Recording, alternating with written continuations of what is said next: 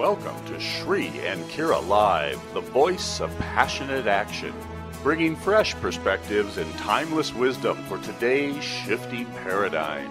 Now, it is your moment to open your mind, relax into your body and spirit as we explore the greater meaning of your now experience. Bringing wisdom, laughter, and clarity, here are Shri and Kira.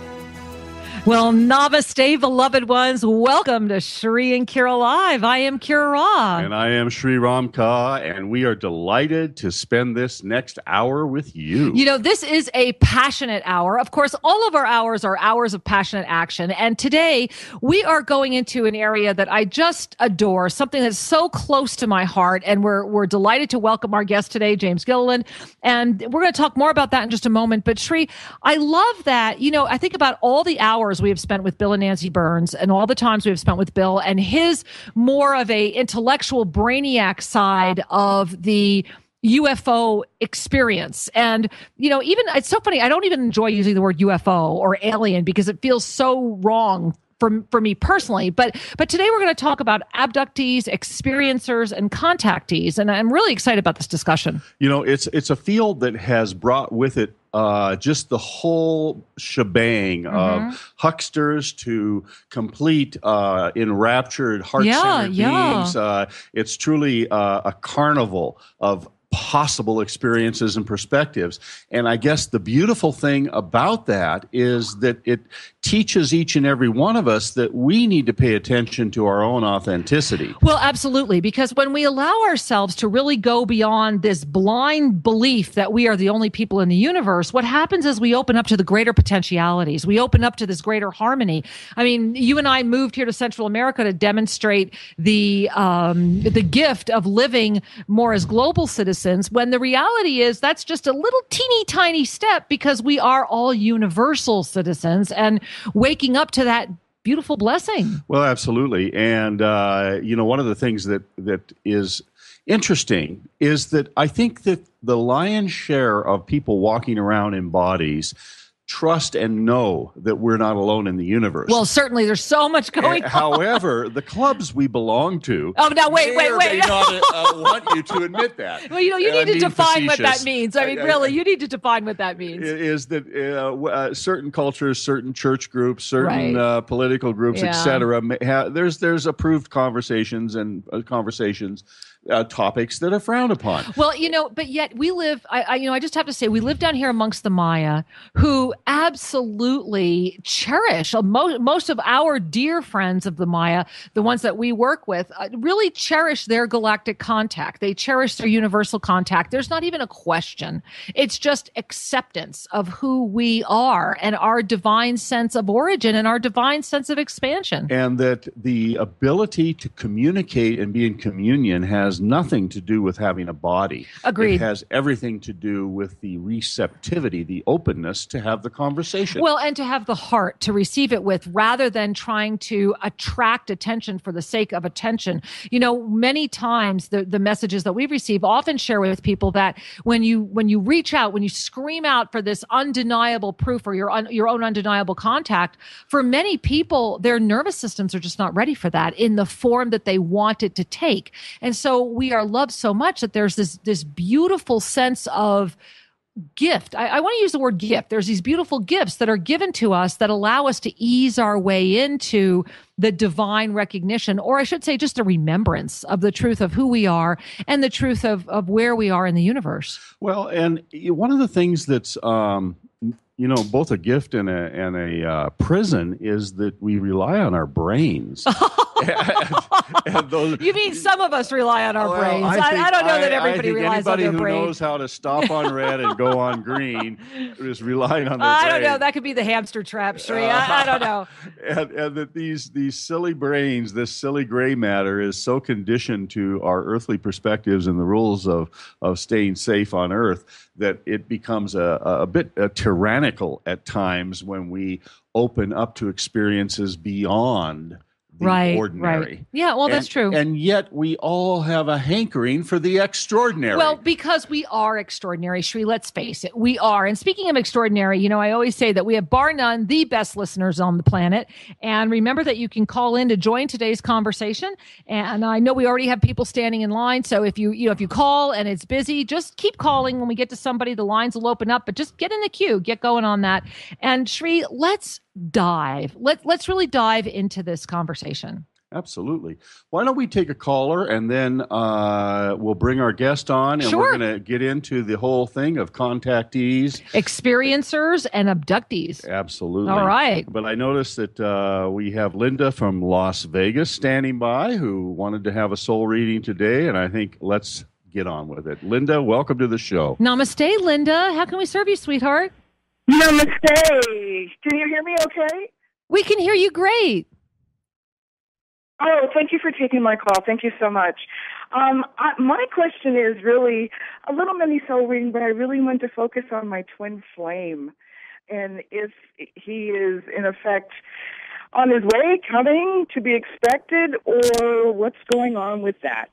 Well, I'm smiling as you share that. And what's funny was your very last thing that you said, what's going on with that? Because the energy, before I share this with you, bring your hands to your heart if it's safe for you to do so. And just allow yourself to relax. I mean, really, really relax, because the energy of what's going on with that carries this sense of, I don't want to use the word frustration, but there's this sense of, okay, I've done this, I've done that, I've tried this, I've tried that, I've been doing this, or I've heard this. The reality is, Linda, that yes, there is a divine one for you. However, they're not quite, you guys aren't on the same mesh yet, meaning that your partner is still going through some of their own things as you are still climaxing or finishing yours. And so they're telling me 3 months. It's so funny. They keep saying 3 months, 3 days, 3 years. And what they mean by that is that there are these 3 months ahead of you that are your time to really make sure that you're loving what you do. Make sure that you're loving your life. Make sure that you feel good about what you're doing, good about everything around you. Make sure that you feel whole and complete within yourself. And it's like the minute, and that's why they said these 3 days, it's like the minute you do that, there's this period of adjustment, energetic adjustment that sends out this incredible I am ready energy, and your partner is tracking with you. You two are already connected and you're tracking, which is why sometimes things might seem greater than they are because they're actually being amplified. So 3 months, 3 days, 3 years, and those 3 years are amazing. And they're a journey, they're an experience. It's funny. It's like they're a lifetime packed into 3 years, and just smile and enjoy the ride, Angel, because it's right in front of you right now. Just relax into it. Thank you so much. And much love to both of you, you and Shri. Thank you. Thank you, Angel. Many Namaste. blessings indeed. Well, that was fun.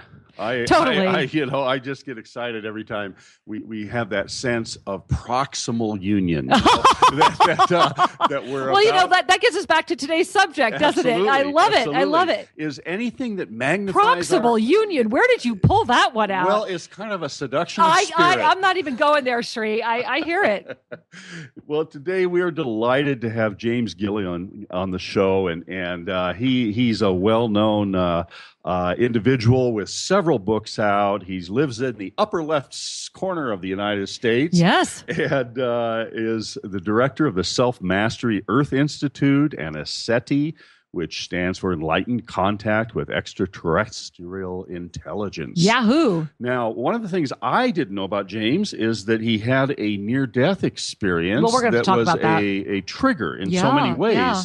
And since that time, he's truly been dedicated to awakening and healing of humanity and the earth, and researching and ushering in new healing modalities, energies, and earth-friendly technologies. I've not met James before, but I've had the pleasure of seeing him on several different films. There's a new film that recently came out that he was in, and just it's so nice to have such a voice of divine reason. Anybody that can hold a smile the way he does is okay. Agreed. And so we're delighted to have our smiles as we welcome James to the show. Namaste, James. Welcome. Oh, thanks for having me on the show. Thank you for being here. We appreciate it. I understand you guys are gearing up right now for your annual summer conference. Yeah, we've got a pretty big conference coming up on the 26th to the 30th here, and pretty good lineup. So we're busy, cutting the fields and making paths and doing all the things you got to do before a conference. Oh, absolutely. I'm smiling. I'm reflecting on when we lived up in New Mexico, and we didn't have quite as many acres, I think, as you do. We had 32 acres, but I can remember getting ready for those conferences. So thanks for taking the moment to be here. Yeah, we appreciate you taking the time. If Great. you don't mind. Yeah. As I was tuning into your published bio, and certainly there's so many accomplishments there that I did not list. However, I do want to pop back to, how did this all start for you? What was the pivotal moment? And was it what is referred to as a near-death experience, or was there something else that seemed to nudge you on this path? Well, I think as a child, as most of us, I was wide open, and I could sense, I was very sensitive, and I could sense what, people were thinking, what they're saying, and what they're feeling, all at the same time, and that was pretty natural for me. And then I went through the indoctrination program of school. But before that, at 5 years old, I had bronchial pneumonia and almost died several times. And the doctors said, "We don't think he's going to make it through the night," to my parents, and they were pretty upset about it. And I had a being that kept appearing to me, and she was stroking my head and talking to me, and I would get through the night, and that happened several times, and she was all in blue, this beautiful woman. So I didn't know who she was as a kid. I thought, it was great. At the end of the last time she came to me, she gave me a substance kind of like ice cream, but it wasn't cold, and told me to eat it, and I did. And I was never sick a day after that. I never missed a day of school. It was amazing. But that was my first experience of being in between worlds. And I found out later on it was Mother Mary who came in. So did you share them with your parents? I mean, were your parents supportive of this, or did you kind of keep this to yourself? No, I kept asking them who the woman is blue, and they said, "You were delusional. There was no woman in blue, that they all wore green outfits at the hospital." And they asked, "Was there anybody in blue that came in here to work on James?" And they said, "No, we don't wear that, garment or whatever." So anyway, they just kind of dismissed that, as just me being delusional or right. In between worlds or something. But it's kind of like my dad was like a walking yogi. He was very awake and very sensitive, and he never put anything down, as far as possibilities and things like that. And he came out of Roswell, New Mexico, so he was very, very clear, about UFOs, because our whole family was involved in the crash, that happened there. But he was an interesting guy, because he would stop the car every once, so he'd just pull over with all the car, and he'd go get out, and we'd get out of the car, and he'd point up, and there'd be like 5 UFOs, like light ships, right over the car, and that happened quite a bit. So he didn't really tell me too much about his experiences, other than one landed on the freeway and stopped traffic in New Mexico for quite a while, and then it took off again. Yeah, he was the second car up, on the incident, and there's a bread truck in front of him, and the guy came running back to him and asked him if he had a gun or something, and my dad just said, "I don't think a gun is going to work here." I think we need to calm down. That was enlightened.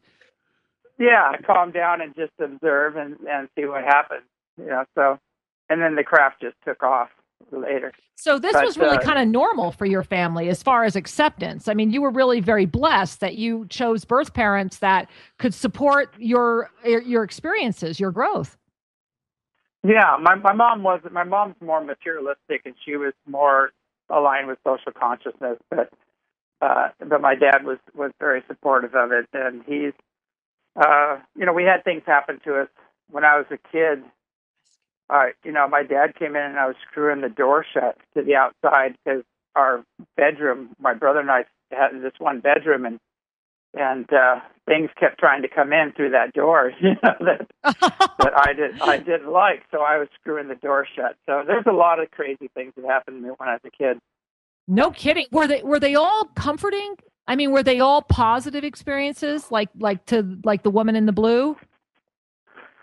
Basically, they were. I didn't understand some of it. When you're laying there vibrating and paralyzed and you don't know what's going on, that gets a little freaky when you can't move and then you try to scream and nothing happens and then finally you pop out of it. A lot of people have had that experience. I mean, I've had that experience extensively as a child. And then you're frozen and you think your mouth is open and no sound is coming out. You try to call for your mom or your dad and no sound comes out. Yeah. And that was just a lot of out-of-body. I was having out-of-body experiences and, going up on the ships and all kinds of crazy things that I thought were just dreams. But one time I got up out of bed and I was walking towards the bathroom and I go, wait a second, that was too easy. I didn't use any muscles or anything. And I turned around, I looked back and I was still in the bed. I was sleeping in the bed. And that one really scared me because I went slamming back into my body and sat there and vibrated for a while. But I really wish I had somebody as a kid to explain these things to me so I wouldn't have had such a shock around it, so I wouldn't feel weird about going out of body later. Exactly. So how did this all come to a head for you? How did this all resolve? Well, I did the social consciousness thing. I went through school and got indoctrinated and put everything aside, all the other stuff, and then I was actually out body surfing, and we hit these sneaker waves came in out of the blue, and it went from about 6 to 8 foot waves to like 27, 25 foot waves. Wow. And I just got slammed by these waves. And the first wave that came in, I was trying to get under it, and all of a sudden there was no water. I was swimming to get under the wave, and the next thing you know, I was running to try to dive under it. Oh, wow. Because they pulled the water out. And it just flattened me I felt like a fly. It just slammed me and knocked the wind out of me. It just rolled me around for a while, and then the next one hit. And then after the third one, I was just still underwater, and I said, I guess this is it, and I let go and went through the tunnel everybody talks about. Mm-hmm. But when I went through the tunnel, I didn't stop to talk. I went through many different levels, and I could see the levels as I was going through, and I ended up in the plane of bliss, and there was just this golden white light, and there's no words that can explain that. You're just cradled in the arms of Source, whatever you want to call it. But it's just you're just so blissed out and feeling so secure and so loved. It's just beyond words. And so I was hanging there for a while, and then I had a conversation with the Source, and what I call the Source. And it's like I was a light being at that time, but there was a greater light surrounding me and a greater consciousness surrounding me. And so I was having a conversation with that Source. And so that conversation now how old were you when this happened? I was about 25. Okay. So this happened, you're in your mid-20s, you had this conversation. Did you know immediately, did it shift what you do for your life? Did it shift your mission, or did it just reawaken a mission you already knew you had? Oh, total reversal, because at 25, I already had my own office, and I was doing commercial real estate, and I had people working for me. Uh-huh. And I was on the board of director for the Chamber of Commerce, all that stuff. I was very, very mainstream and very indoctrinated into social consciousness. Well, James, Sri and I just have to share with you, Sri and I are sitting here laughing, not laughing. We're laughing with you because we have a smile. I'm like, you're literally saying my biography. I mean, I'm just like, wait a minute. Yeah. I mean, this is just, I'm listening to you, just loving what I'm hearing. Uh-huh. But what's funny is I came back and I shifted back into that super sensitivity where I could feel people saying one thing and thinking something else and doing something altogether different. And it was just really crazy making. And the energy of the surrounding that I was in, I just couldn't be in it anymore. No. So how did you shift? I mean, did you find that you had to really, did things in your life, and I know for myself, what happened was I went through the same indoctrination. I had a very successful business I was running. In my case, it was 29 when I died. But the reality is that when I came back, I was so stubborn that it took me another 10 years to really accept and move forward. So for you, was it more instantaneously? I mean, did things just shift? How did that happen for you? Oh, yeah, it was a matter of a couple of weeks. I was out of there. I just said, I'm done. And I pretty much gave everything away. And I went to live up in the Redwoods up in Northern California because that was the only place. I just needed to be away from people and in nature to help assimilate, this experience and try to understand it. And then so after that, it was like a 20-something year quest as I was studying with lamas and yogis and doing every process-oriented therapy you could think of and just trying to get a lot of tools under my belt and understand what happened, the experience. So how did you finally come to your understanding? Was it through, I mean, people describe you as a contactee or an experiencer. How do you describe yourself? That's just like one hat that I wear. I have many hats. I have a science background. I also look into, I do a lot of spiritual process-oriented therapy, teach self-mastery classes, intersensitivity training, and meditation practices. And so beautiful. I do many different things. And to me, contact comes with enlightenment. Once you reach a certain level of awareness, you send out a field, an energy signature, and they'll find you.